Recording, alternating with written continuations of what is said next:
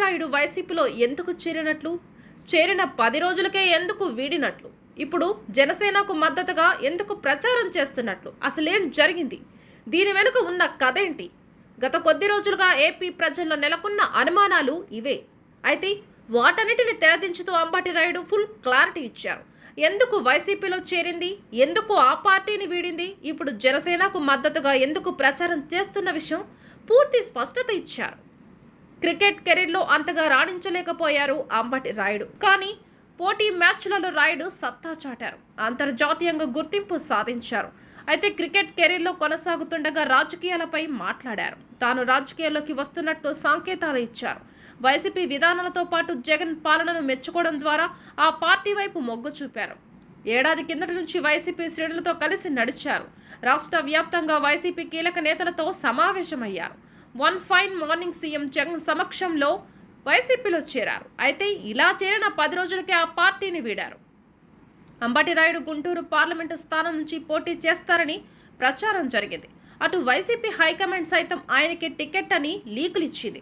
అటు తర్వాత అంబటి రాయుడును కాదని లావు శ్రీకృష్ణదేవరాయలు ఇతరుల పేర్లు పరిశీలించింది. దీంతో తీవ్ర మనస్తాపానికి గురైన అంబటి రాయుడు వైసీపీని వీడినట్లు ప్రచారం జరిగింది.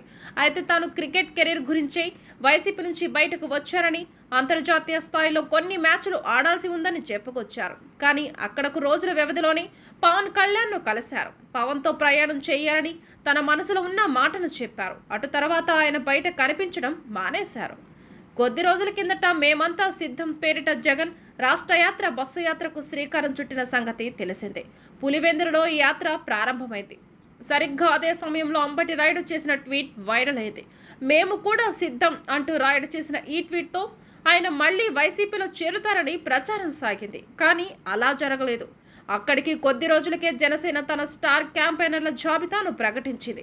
అందులో అంబటి రాయుడుకు చోటు దక్కింది. ప్రస్తుతం జనసేనకు మద్దతుగా అంబటి రాయుడు ప్రచారం ప్రారంభించారు. అందులో భాగంగా గుంటూరు జిల్లా తెనాలి మండలం నందివెలుగులో పర్యటించారు.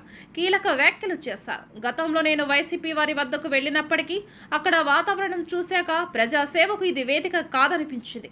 వెంటనే బయటకు వచ్చేశా. పవన్ కళ్యాణ్ నాయకత్వం, ఆయన ఆశయాలు నచ్చి జనసేనలోకి వచ్చా.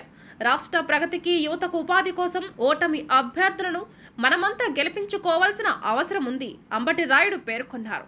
యువత పెద్ద ఎత్తున కూటమికి మద్దతు తెలపాలని కోరారు. మొత్తానికైతే వైసీపీని ఎందుకు వీడాల్సి వచ్చిందో అంబటి రాయుడు స్పష్టం చేశారు. దీనిపై ఫుల్ క్లారిటీ ఇచ్చారు.